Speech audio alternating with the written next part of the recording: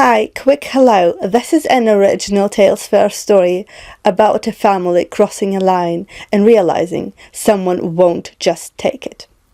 Let's begin. My ex-in-laws invited me to a family wedding to humiliate me as a discarded mistake. "Come see what a real wife looks like," the invite said. I didn't cry. I showed up with my daughter, and that's when the wedding became a nightmare. It showed up on a Tuesday, because of course it did. If Evelyn Harrington could schedule my humiliation on a shared calendar, she would. Rachel, my assistant, my human firewall, the only person in this building who can look at chaos and say nope without flinching, walked into my office holding a thick cream envelope like it was contagious.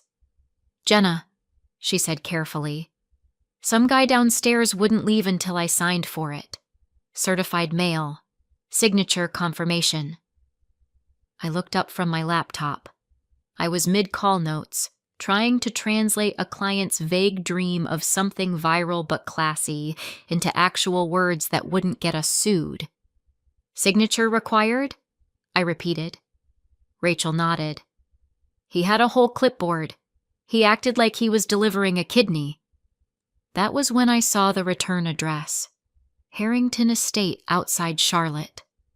Rachel watched my face do that tiny freeze it does when my past knocks. "Oh," she said, quieter. That Harrington," I confirmed. Rachel's hand hovered near the shredder button like she was ready to end a bloodline. "Say the word." 5 years ago, I would have said it. I would have pretended I didn't care and then cried in my car like an overachiever. Now, I just stared at the envelope. It was expensive, textured, heavy, the kind of paper that whispers, "We have generational wealth and the audacity to match." And then, because the universe likes consistency, the perfume hit me through the seal. Evelyn's perfume. It didn't smell like flowers. It smelled like control. Rachel leaned in. "Do you want me to open it? Like, with gloves?" "No," I said. "If they're going to insult me, I want the full sensory experience." I slid my finger under the seal and opened it. The invitation inside was absurd. Gold foil, letterpress, a watercolor illustration of the Harrington estate like the venue was the real bride. "Preston Harrington and Catherine Monroe request the honor of your presence." For half a second, my brain tried to do the old trick. Pretend this was normal. Pretend I was just a guest. Pretend time hadn't happened. Then I saw the smaller card tucked behind the invitation. Not printed. Handwritten. Evelyn's handwriting was elegant in the way a knife can be elegant. I read it once, then again, because I wanted to be sure my eyes weren't exaggerating. "Come see what a real wife looks like." Rachel made a sound somewhere between a gasp and a growl. "Oh my God." My stomach did that familiar twist, the one that used to pull me into a smaller version of myself. And then it stopped. Not because it didn't hurt, because I wasn't that woman anymore. Evelyn hadn't sent this because she wanted me at the wedding. She sent it because she wanted me at home, imagining it. Sitting alone, picturing Preston under fairy lights, marrying a woman Evelyn approved of, while I stayed the shameful footnote. Rachel said, "You don't have to go." "I know," I replied. She waited for me to say I'd toss it. Instead, I opened the RSVP link on my phone and clicked accept. Rachel's eyebrows jumped. "Jenna, I'm going," I said, calm. Rachel blinked like she'd misheard. "Why would you do that to yourself?" I looked at her. Then I said the sentence that changed everything. "And I'm bringing Lily." Rachel's mouth fell open. "Your daughter." "My 5-year-old daughter," I confirmed. Rachel stared at me, then at the envelope. then back at me. So, we're not going to sit quietly near the bathroom and pretend we don't exist. I smiled, sharp. No, we're going to be polite. Rachel narrowed her eyes. Aggressively. Exactly, I said. I slid the invitation into my desk drawer like it was a contract, because that's what it was. Evelyn had invited me to be humiliated. I was going to show up with the truth. I met Preston Harrington at a waterfront restaurant in Charlotte called South Shore, the kind of place where the menu uses words like deconstructed and everyone pretends that's normal. I was 25, working double shifts, saving for night classes, and trying to keep my life from sliding off the table. Preston walked in with a group of guys in button-downs and expensive watches, celebrating something that involved the word portfolio and too many drinks they didn't pay for themselves. He wasn't loud. He wasn't flashy. He was polished. Calm voice, steady eye contact. The kind of man who makes you feel like you're the only person he can see. He asked my name and listened like it mattered. He tipped well. He came back the next week, then the next. He was charming in a way that felt safe, like adulthood with good lighting. When he finally asked me out, it didn't feel like a risk. It felt like relief. For a while, it was good. Preston took me to nice places, but he also came over to my tiny apartment and ate takeout on the couch like a normal person. He remembered details. He held my hand. He said he admired how hard I worked. I didn't realize he was also carefully managing my exposure to his family like I was an allergen. The first time I asked about his mom, he said, "She can be intense." "How intense?" I asked. He hesitated. "She cares." That was his favorite word for her, cares. Not controls, not dominates, not emotionally annexes entire rooms, cares. The first time I went to the Harrington estate, I knew I was entering a different ecosystem. The house wasn't cozy, it wasn't lived in, it was curated. Like joy had to be approved by a committee. Evelyn came down the staircase in pearls because of course she did. Evelyn didn't wear casual. Evelyn wore power. She kissed Preston's cheek and held his face like she was checking for scratches. Then she turned to me. "So, you're Jenna," she said, stretching my name out like it was a foreign object. "Yes," I replied. "Nice to meet you, Mrs. Harrington." "Oh," she said sweetly. "Please, Evelyn." Translation: "I'm going to be in your life forever." She smiled. She didn't look mean. She looked assessing. "What do you do, dear?" she asked. "I work in marketing." Her eyes flicked down to my shoes and back to my face.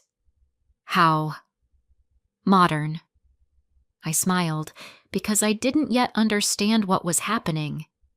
I still thought adults said what they meant. Dinner that night was a performance, and I didn't know the script. Evelyn asked questions that weren't really questions. Where did I grow up? What did my parents do? What schools did I attend? Did I cook? Did I plan to keep working after marriage? Every answer I gave seemed to become evidence. If I sounded confident, I was ambitious in the dangerous way. If I sounded humble, I was insecure. If I laughed, I was trying too hard. If I stayed quiet, I was sulking. Preston sat beside me, silent, occasionally squeezing my hand under the table like a private apology. I needed him to speak out loud. He didn't. On the drive home, I asked, "Does your mother hate me?" Preston stared at the road like it had answers. "She doesn't hate you." Then, carefully, "She just has standards." Standards. The kind you can't meet if you weren't born into them. When Preston proposed, I was genuinely happy. It was just us, near the water, and for one bright minute I believed love would outrank Evelyn's control. A week later, Evelyn invited me to discuss logistics. Logistics. Like love was a shipment. She slid a folder across a glass table. A prenup. I understood prenups. I wasn't naive. People protect assets. Fine. But Evelyn didn't treat it like protection. She treated it like proof I wasn't family. Preston sat there and didn't argue, didn't soften it, didn't even look at me long enough to be brave. I signed anyway, because I still believed marriage meant he would finally choose me. I didn't understand that Preston had been trained his entire life to confuse peace with obedience. Preston wasn't cruel. That's what made it confusing. He didn't insult me. He didn't hit me. He didn't cheat, at least not in the traditional sense. He just didn't protect me. He worked long hours. He avoided conflict like it was a disease. He let Evelyn help with everything, and by help, I mean she invaded. She fixed my kitchen because my taste was too youthful. She replaced our towels because mine were thin. She critiqued my groceries like I was poisoning her son. "Whole milk," she'd say, horrified. "Jenna, cholesterol." Every holiday at the estate was a test I didn't know I was taking. Evelyn would compliment me in ways that were actually insults. "Oh, Jenna, you're so grounded," she'd say. "It must be so hard coming from such a simple background." "You're doing your best." Preston would squeeze my knee under the table and later in the car say, "She didn't mean it." And I'd think, then what does she mean when she speaks? The worst part was how it changed me. I started editing myself before I even opened my mouth. I rehearsed sentences in my head like I was preparing for trial.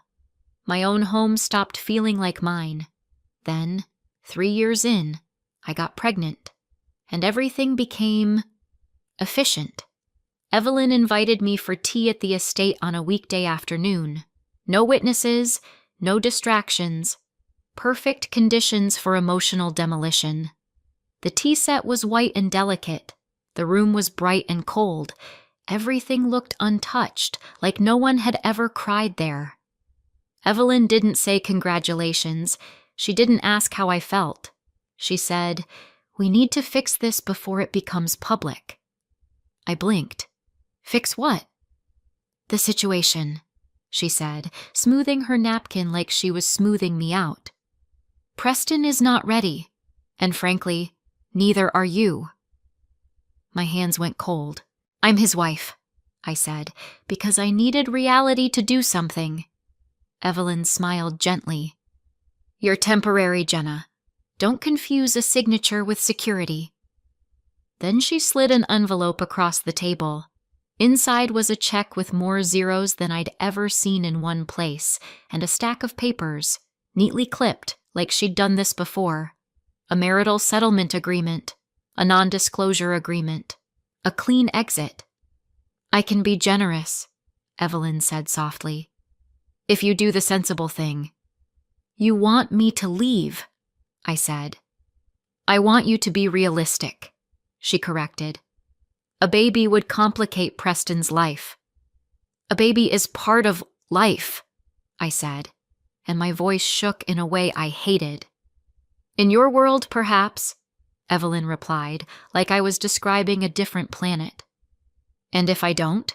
I asked. Her eyes didn't change, but the air did. "If you don't," she said, "you'll walk away with nothing, and you'll still lose." I left that house shaking. That night I told Preston I was pregnant. For one breath, something flickered in his face, shock, joy trying to fight through fear. Then I told him what his mother did. I waited for him to explode. I waited for him to finally choose me. Preston rubbed his forehead and said, "Maybe she's just trying to protect me." Protect him. From his own child. From his own wife. From me. That sentence didn't just hurt.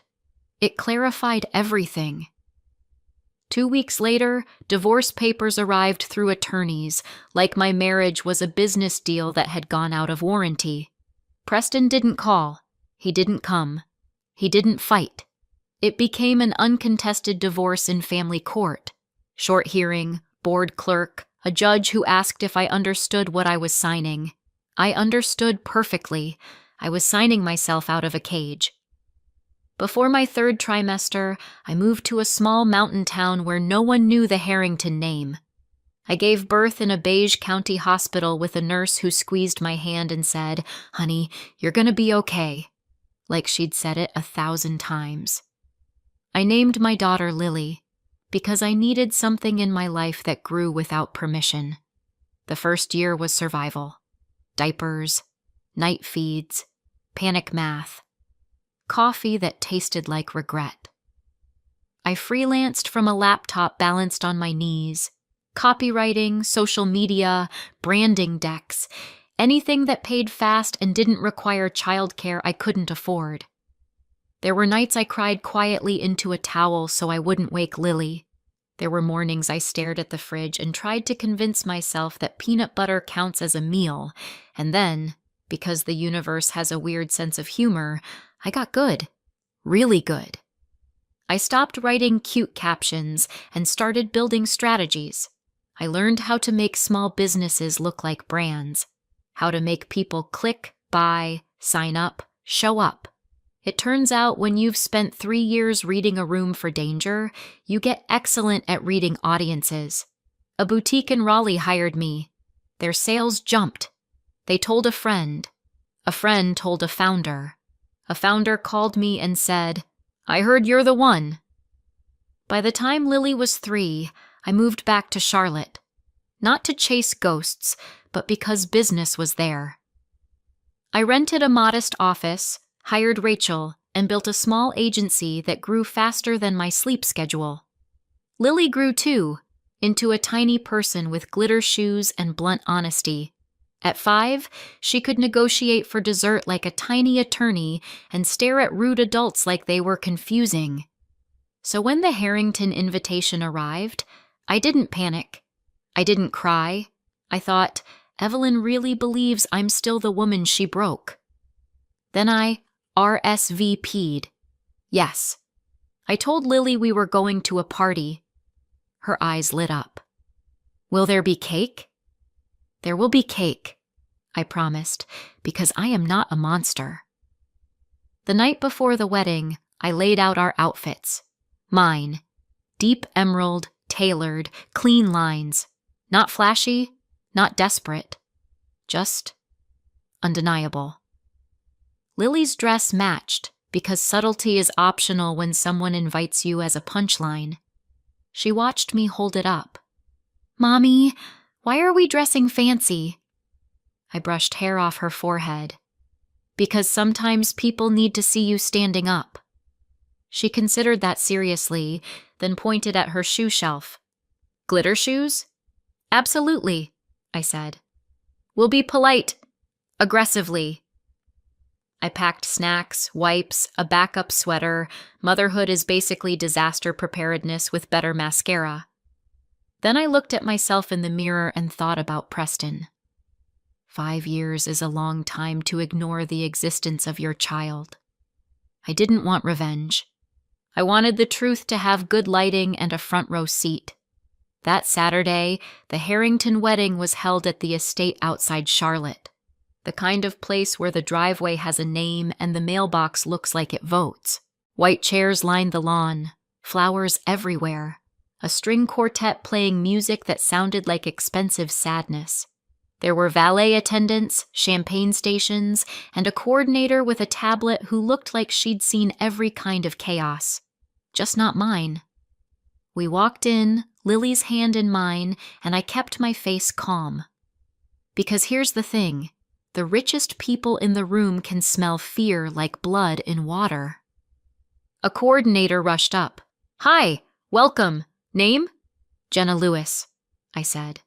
Her fingers flew over the tablet. Her smile glitched. Oh, she said too loudly. Yes, you're here. Then quietly, like she was confessing, Table 17. I leaned toward the seating chart. Table 17 was near the kitchen doors, close enough to the restroom that you could hear the hand dryer. Classic Evelyn. Bury the embarrassment near the plumbing. Lily looked up at me. Where do we sit? With family, I said. The coordinator blinked. Family seating is reserved. Correct, I said, and walked past her. I took Lily straight to the front row, where little plaques read Harrington Family, and sat down like it was the most natural thing in the world. The air changed. You could feel the wedding freeze mid-breath. Heads turned. Whispers started like wind catching. Evelyn stood near the archway in navy silk and pearls, smile set like dried paint. The moment she saw Lily, her mouth opened, then closed. Then she inhaled sharply, like she'd just realized the fire reached the curtains. Preston stood off to the side in a tux, laughing with groomsmen. He looked over, and his smile died. Because Lily has his eyes, not kind of, not maybe, storm gray, with one small golden fleck in the right iris like a tiny sun caught in a cloud. I knew that fleck. Evelyn knew it. And then an older man pushed through the crowd, moving with the irritated confidence of someone who has been right his whole life. Walter Harrington, Preston's uncle, a retired genetics professor who avoided family events like they were contagious. He stopped in front of Lily and softened his voice. Hello, sweetheart. What's your name? Lily, she said, calm as a queen. Walter's eyes flicked to mine. Jenna, he said quietly, like the name unlocked an old memory. I nodded once. He crouched slightly. May I see your eyes up close? Lily leaned forward because she is 5 and fearless and has never met a situation she couldn't investigate. Walter turned on his phone flashlight. Evelyn hissed behind me. Walter, don't you dare! Walter ignored her. He studied Lily's eye for maybe 2 seconds, then straightened and said, loud enough for half the wedding to hear, Well, that's the Harrington fleck. Silence. The kind where people stop blinking because blinking might mean they miss the scandal. Someone laughed nervously. Someone gasped. A bridesmaid whispered, Oh my God, like she'd been training for this moment. Walter continued, conversational, casually terrifying. Rare trait, he said. Preston has it. His father had it. I have it. He gestured toward Lily. And now, she does too. Evelyn went pale under expensive foundation. Preston looked like his brain was rebooting. And then the bride appeared. Catherine, Kate Monroe, stepped up in her gown, perfect veil, perfect smile, until she saw Lily, Preston's face, and Evelyn's panic. Kate stared at Lily, then at Preston. Her voice was calm, too calm. Preston, she said. Who is that child? Preston opened his mouth. No sound came out, because silence is easy when it protects you, not when it exposes you. Kate's eyes sharpened. Did you know? Preston swallowed. No, I didn't. Evelyn stepped forward, bright voice ready. Catherine, sweetheart, this is obviously some kind of... Kate turned to her slowly. You invited her, Kate said. Evelyn blinked. Excuse me? You invited Jenna, Kate repeated, louder now. You put her on the list. You brought her here. Evelyn tried to smile. We wanted to be gracious. Kate laughed once, short and ugly. So your grace is inviting your son's ex-wife to watch him marry someone else, while he has a 5-year-old daughter. Kate's father surged forward, furious, grabbing Preston by the lapels like he could shake the truth out of him. "You have got to be kidding me," he snapped. Phones rose like a wave. The quartet kept playing because musicians are trained to ignore human collapse. Evelyn reached for Kate's arm. "Let's go inside. Let's not do this here." Kate yanked away. "No!" Her voice shook now. "You wanted an audience. Congratulations." Then she looked at me. And here's the part people don't expect. She wasn't angry at me. She was furious at the lie. She lifted her veil off and let it drop onto the grass like a surrendered flag. "I'm done," she said.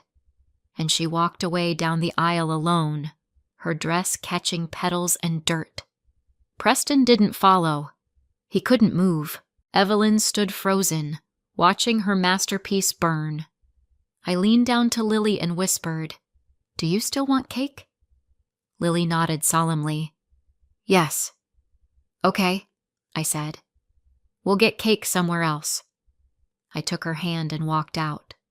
No yelling, no speech, just truth, leaving quietly. Behind us, Evelyn's wedding became a nightmare. By the following Monday, the video was everywhere. Charlotte everywhere. TikTok clips with dramatic captions, Instagram stories, Facebook neighborhood groups pretending to be shocked while hitting refresh. I didn't post. I didn't comment. I had a business to run and a child who needed her routine more than she needed viral drama. Then Wednesday, Rachel walked into my office holding papers like they were contaminated. "You've been served," she said. Of course I had. A process server came downstairs, asked for me by full name, and handed me a petition like this was an episode of Law and Order, Uptown. It wasn't some dramatic, terminate her rights nonsense. Real court isn't that theatrical. This was a petition to establish paternity and request custody and parenting time. Translation: we want access, and we're using the system to force it. They claimed I'd hidden Lily. They claimed I'd alienated Preston, which was impressive, considering Preston had done the disappearing all by himself. I called my attorney Andrew. He didn't gasp. He didn't lecture. He asked one question. "Do you have documentation?" I opened a drawer and pulled out a red folder. 2 years' worth, I said. "Good," Andrew replied.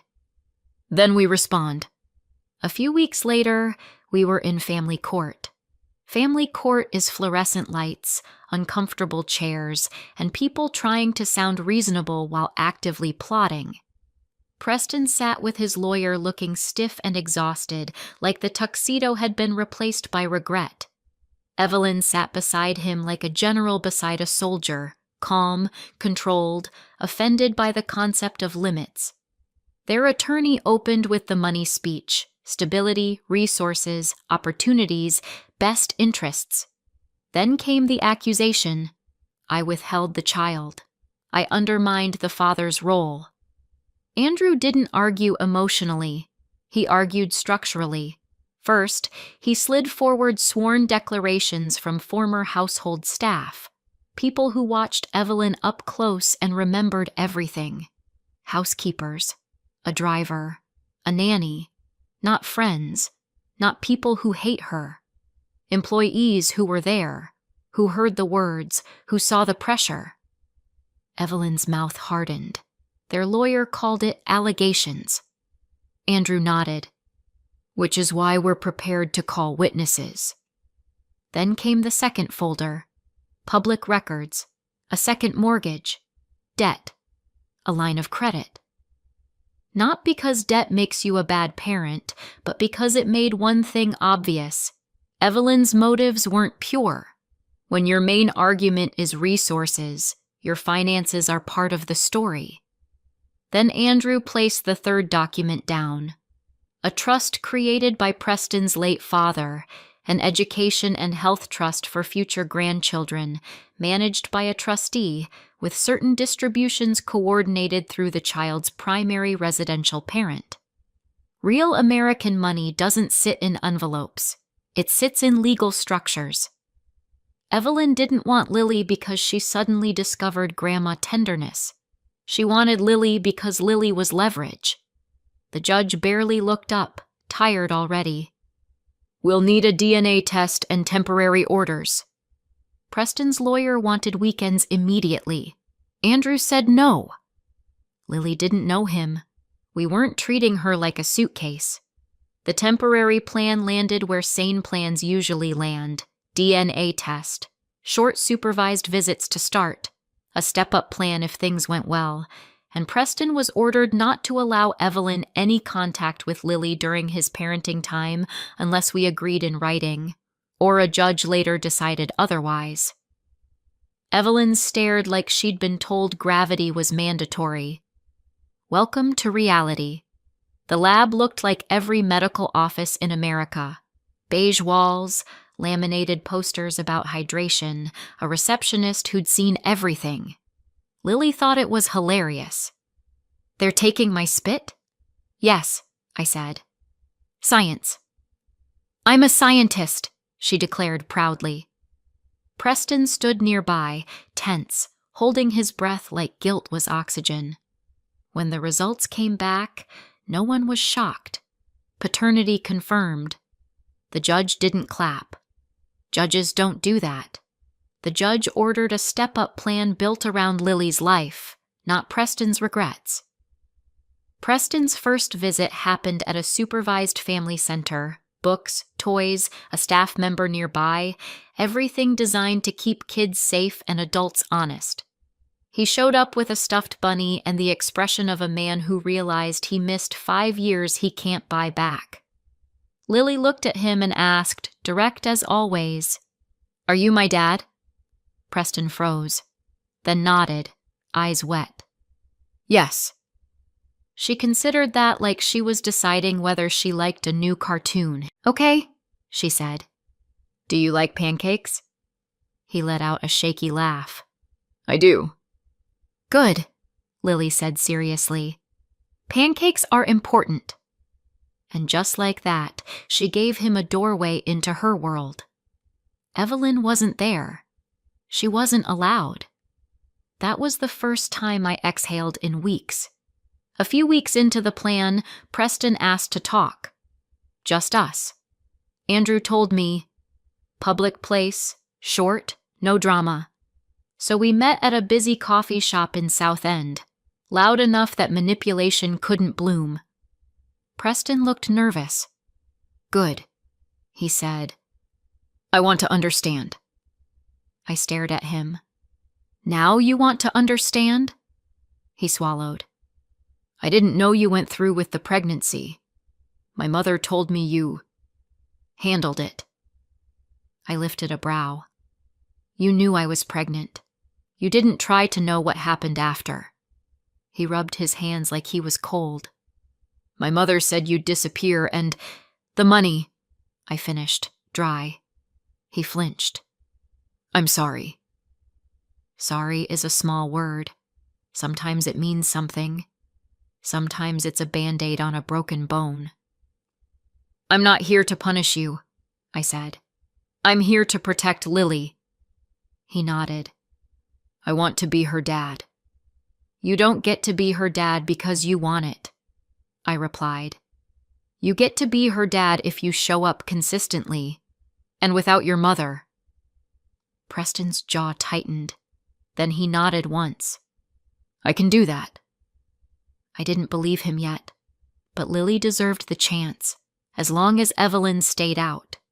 Evelyn tried to creep back in, a bouquet sent to my office, for Lily, from Grandma Evelyn.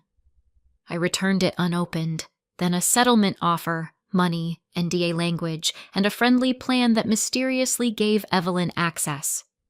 Andrew replied with one word, "No." Then came the social pressure.